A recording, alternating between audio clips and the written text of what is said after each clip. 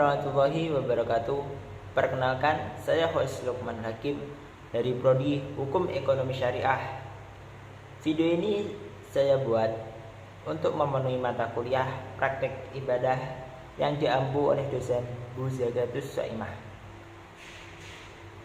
Ceramah kali ini atau tausiah kali ini, saya akan sedikit membahas tentang hakikat tujuan diciptakan manusia di dunia ini seperti apa.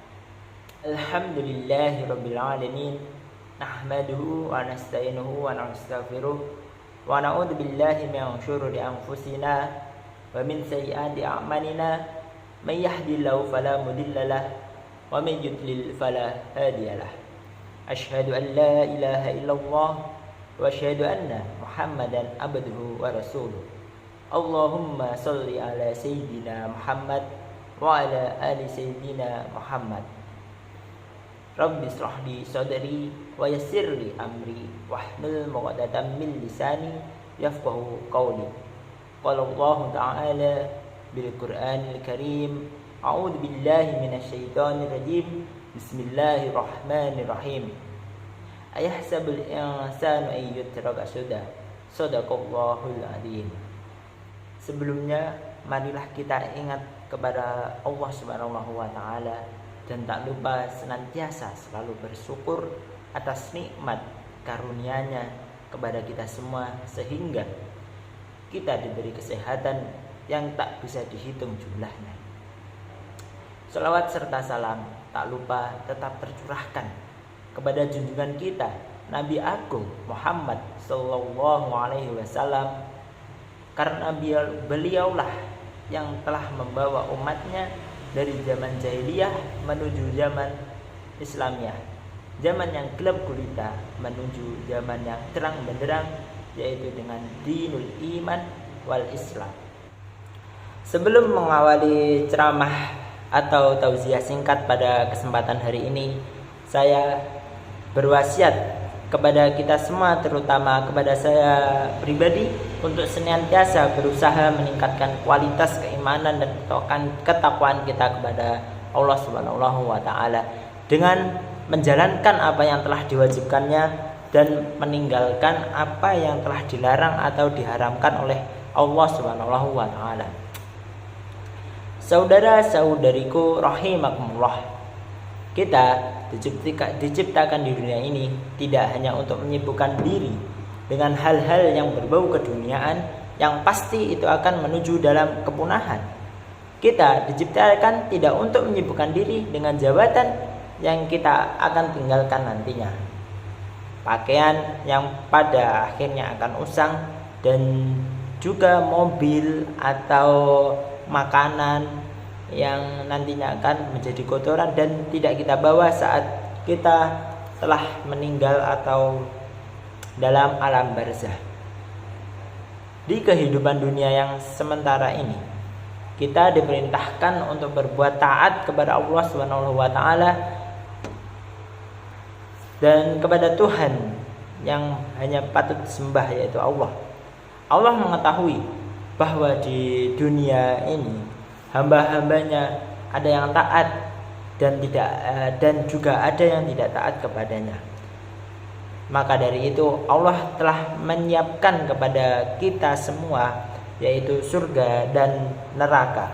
Surga hanya diperuntukkan kepada orang-orang yang beriman kepada Allah Subhanahu wa taala, dan neraka itu diperuntukkan kepada orang-orang yang mendustakan Allah Subhanahu wa taala.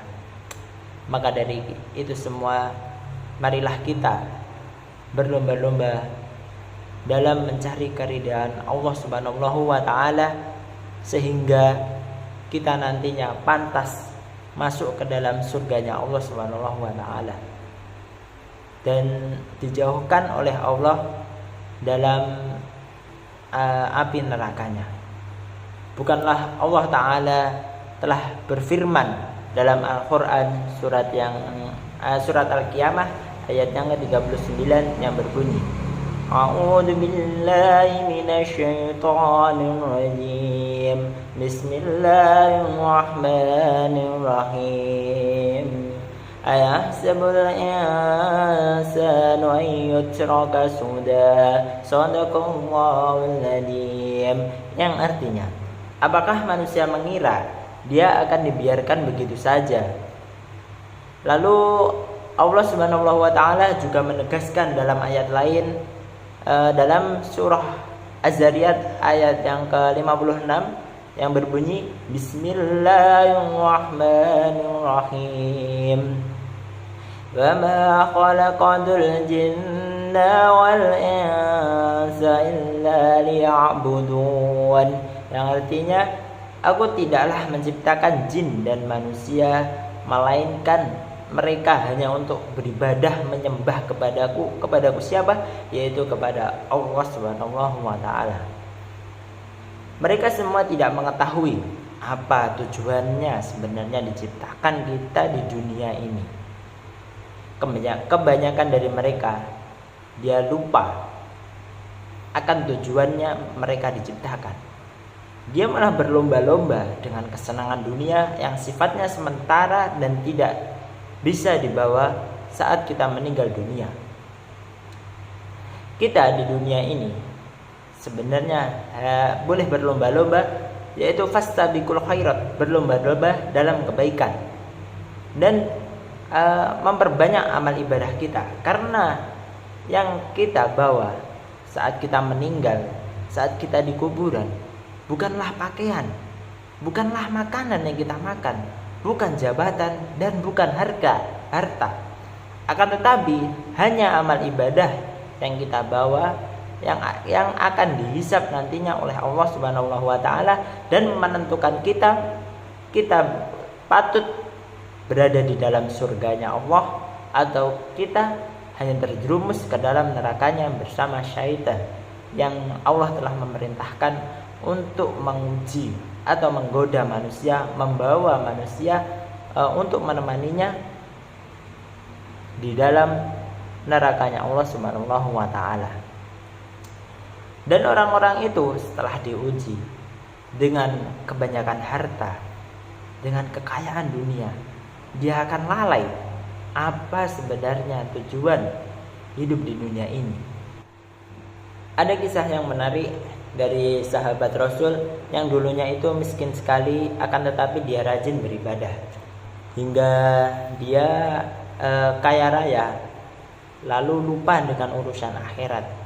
Namanya yaitu Sa'labah bin Hatib. Pada suatu hari selepas sholat, Sa'labah ini langsung pergi dan keluar masjid tanpa berdoa terlebih dahulu. Lalu di hari berikutnya seperti itu, tidak doa, setelah sholat tidak doa. Itu dilakukan berulang-ulang kali. Lalu Nabi Muhammad SAW ini curiga, kenapa selepas sholat Sa'labah ini selalu langsung pergi tanpa berdoa terlebih dahulu. Lalu pada suatu ketika Rasulullah ini mendatangi Sa'labah atau menyamperi Sa'labah ini dengan bertanya, mengapa setelah sholat engkau bersikap seperti orang munafik yang terburu-buru keluar masjid? Kemudian Sa'labah ini menjawab, ya Rasulullah, saya terburu-buru keluar masjid karena saya dan istri saya hanya memiliki selembar pakaian, sedangkan yang saya pakai ini. Jadi saya menggunakan pakaian ini, sedangkan istri saya yang di rumah itu telanjang. Lalu saya menjumpai untuk memakai pakaian ini untuk sholat, sedangkan saya telanjang. Jadi maksudnya itu dia memiliki satu pakaian itu digunakan dia dan istrinya. Ketika istrinya ini sholat, maka dia telanjang. Jika dia sholat, maka dia yang akan telanjang. Oleh sebab itu, dia meminta kepada Nabi untuk didoakan agar dikaruniai harta yang melimpah. Akan tetapi Rasulullah menjawab seperti ini, wahai Sa'labah, sesungguhnya harta yang sedikit yang disyukuri itu lebih baik daripada harta yang banyak yang tidak disyukuri. Akan tetapi Sa'labah ini tidak pantang menyerah. Di suatu hari lagi Sa'labah datang kepada Rasulullah untuk kedua kalinya. Dia masih meminta agar didoakan agar memiliki harta yang melimpah kepadanya. Lalu Rasul menjawab, tidaklah engkau mempunyai teladan baik pada diri Rasulullah. Demi Allah, seandainya saya Rasulullah mengubah gunung itu menjadi emas dan perak, niscaya itu akan terjadi. Rasulullah SAW menolak permintaan Sa'labah untuk didoakannya. Rasulullah berharap dia bisa mensyukuri atas nikmat dan rezeki yang telah dimiliki sekarang. Pada hari berikutnya Sa'labah kembali lagi mendatangi Rasulullah ini, lalu berkata, ya Rasulullah, doakanlah kami agar dikaruniai harta yang melimpah demi zat yang telah mengutus engkau sebagai nabi.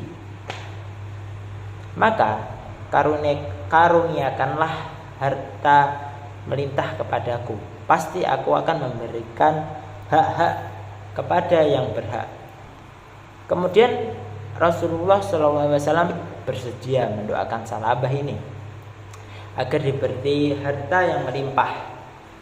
Tidak hanya itu, beliau juga memberikan sepasang kambing yang pada akhirnya kambing itu sangat berkembang pesat, sehingga berbeda dengan kambing, sehingga dia memiliki kambing yang sangat banyak oleh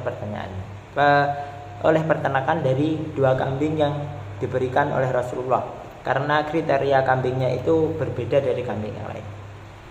Dari hasil pengembangannya itu, dari hasil perkembangan biakannya itu, seluruh kota itu dipenuhi oleh kambingnya Sa'labah. Dia pun sampai berpindah kota lainnya karena kambing-kambing yang terus berkembang biak sangat pesat sekali. Semakin hari kambing-kambing milik Sa'labah ini semakin banyak. Dia pun sampai mulai sibuk dengan kegiatan barunya, yaitu dengan mengurus kambing-kambing ini. Saking sibuknya Sa'labah ini seringkali tidak mengikuti majelis-majelis sholat. Pada hari pertama dia diajak oleh Rasulullah dengan alasan dia masih mencari makan untuk kambing-kambingnya, menemani kambing-kambingnya. Hari kedua diajak sholat lagi, diajak ke majelis, dia beralasan lagi masih menyusui kambing-kambingnya, hingga terus sehingga dia hanya seminggu sekali untuk melaksanakan sholat Jumat. Hingga ketika dia tidak mengikuti ibadah di masjid atau sebagaimana kewajiban lelaki sholat di masjid dan sholat Jumat itu. Dari kisah tersebut kita dapat simpulkan bahwasannya kebanyakan dari kita semua, kebanyakan dari umat kita semua saat miskin itu akan meminta kepada Allah Subhanahu wa taala, selalu bertakwa kepada Allah Subhanahu wa taala, selalu meningkatkan amal kebaikan kepada Allah Subhanahu wa taala. Ketika Allah uji dengan harta, mereka akan lupa. Kebanyakan dari kita kalau sudah memiliki harta itu akan lupa akan akhirat. Kita berfoya-foya di dunia, kita mementingkan di dunia daripada di akhirat. Pada dasarnya telah dijelaskan pada ayat tadi, kita diciptakan di dunia hanya untuk beribadah kepada Allah Subhanahu wa taala. Bentuk ibadah itu sebenarnya sangat banyak sekali. Mulai dari senyum juga ibadah, seperti dalam hadis tabasum muka fi wajhi hakika sedekah. Senyummu di hadapan saudaramu itu adalah sedekah. Mungkin sekian dari saya ceramah atau tauziah pada kesempatan kali ini. Bila ada kurang lebihnya saya mohon maaf. Billahi taufiq wal hidayah wa ridha wal inayah. Ihdinas siratal mustaqim. Wassalamualaikum warahmatullahi wabarakatuh.